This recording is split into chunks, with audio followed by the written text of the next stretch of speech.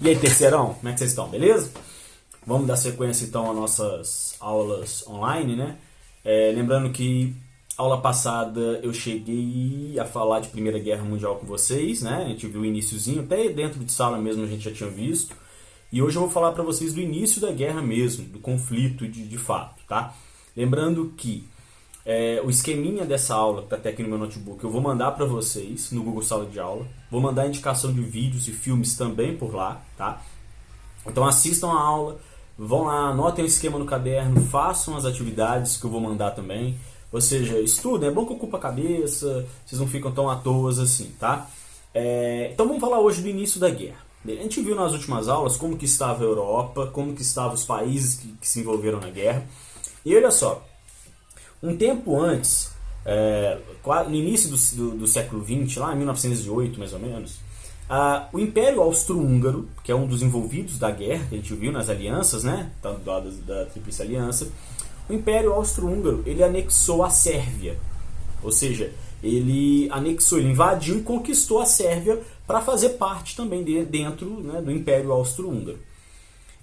Até que, em 1914, meu cabelo tá com umas falhas aqui. Até que em 1914, o arquiduque, ou seja, o príncipe do Império Austro-Húngaro, Francisco Ferdinando, ele decide ir até a Sérvia, capital da Sarajevo, capital da Sérvia, fazer não é uma passeata, ele queria fazer um desfile de carro, em carro aberto, pela capital, pelo centro da capital, para mostrar o poderio dele, para mostrar o poder que o Império Austro-Húngaro tinha sobre a Sérvia. Ele foi aconselhado várias vezes a não fazer isso, porque existia um grupo terrorista na Sérvia chamado Mão Negra, e esse grupo ele era contra o Império Austro-Húngaro, contra essa anexação que aconteceu. Então eles faziam de tudo, atentados terroristas, atentados com armas, né? E aí, recusando isso, o Francisco Ferdinando foi. Assim que ele chega, ele sofre um atentado, só que o atentado não dá certo, uma bomba explode perto do carro que ele estava. Uma outra bomba depois, logo em seguida, é lançada dentro do carro, parece, se eu não me engano, eu li um livro que falava sobre isso, e a bomba não explodiu. E ele vai até a Câmara Municipal, a prefeitura da cidade, ele faz todo o discurso que ele tinha que fazer lá. E quando ele está saindo, um rapaz do grupo terrorista Mão Negra invade no meio do povo e dá um tiro nele e na esposa e mata o Francisco Ferdinando e a esposa dele, tá? A morte do Francisco Ferdinando é o início da Primeira Guerra Mundial, é o estopim, é o estalo que faz iniciar a Primeira Guerra Mundial. Por quê? Porque o Império Austro-Húngaro inicia um processo de investigação para saber o que aconteceu com a morte do príncipe, né, do arquiduque Francisco Ferdinando. A Sérvia libera a investigação, ela é a favor, ela aceita e começa toda uma investigação. Só que o Império Austro-Húngaro já tinha uma certa inimizade, já tinha interesses em conflitos com a Sérvia há um bom tempo.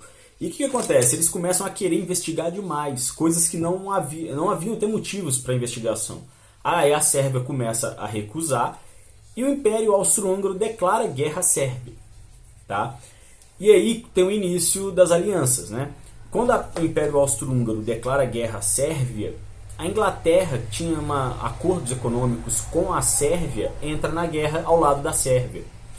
Os alemães, que já tinham uma inimizade há um bom tempo, a gente viu isso na última aula, com os ingleses, entram do lado do Império Austro-Húngaro. E aí vai Rússia, Itália, França. Você tem o início da guerra por causa da política das alianças, puxando os países para o conflito. Beleza? Aí vai, você tem o início da guerra, então. Não vou entrar em detalhes de tiroteios, né? Vou passar alguns vídeos, eu acho até melhor para vocês assistirem. E olha só, você tem a guerra, a Primeira Guerra Mundial, dividida em 3 partes. Primeiro, chamada Guerra de Movimento, quando as tropas dos países europeus começam a se locomover dentro do tabuleiro, vamos dizer assim, né? Como se fosse um jogo de xadrez. Começam a se locomover, a se posicionar. Logo em seguida, você tem a Guerra de Trincheiras. Cavavam aquelas trincheiras enormes, até comentei com vocês sobre isso, e ali eles ficavam escondidos atirando em outros que estavam em outras trincheiras, né? Essas trincheiras costumavam ter quilômetros de distância, você tinha igrejas dentro, igrejas, né? Eles adaptavam igrejas, adaptavam banheiros, mas a vida nessas trincheiras era extremamente ruim, né? Doenças, você tinha contaminações de vários gêneros, você tinha os ataques constantes.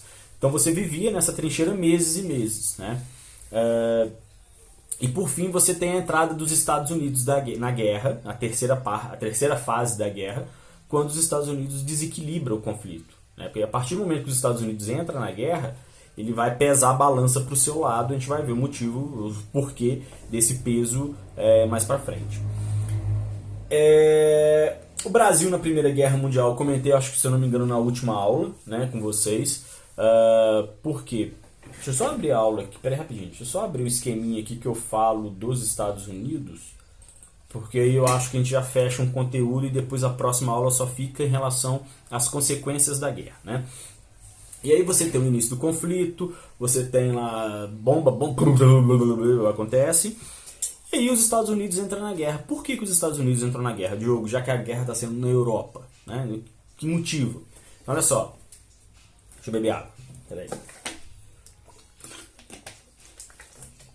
Os Estados Unidos, nesse período, ele fazia comércio com França e Inglaterra, já durante a guerra. Os Estados Unidos vai entrar na guerra em 1917. Então, olha só, os Estados Unidos vendia armas para os franceses, vendia munição para os ingleses, vendia roupa, ou seja, comercializava com esses dois. E como que era a forma de pagamento? Olha, quando acabar a guerra, vocês me pagam. Ou então, vamos parcelar aí de 15 anos, né? Todas essas compras que franceses e ingleses faziam dos norte-americanos. Só que tem um problema. O que os Estados Unidos começam a perceber? Peraí, se a França e a Inglaterra perdem a guerra, eles vão entrar numa crise e não vão me pagar. Então, com medo de tomar um calote de ingleses e franceses, navios norte-americanos são afundados por submarinos alemães que comercializavam com ingleses e franceses também. Então, graças a esses dois motivos, os Estados Unidos se vê na obrigação de entrar ao lado da Entente na Primeira Guerra Mundial. Beleza?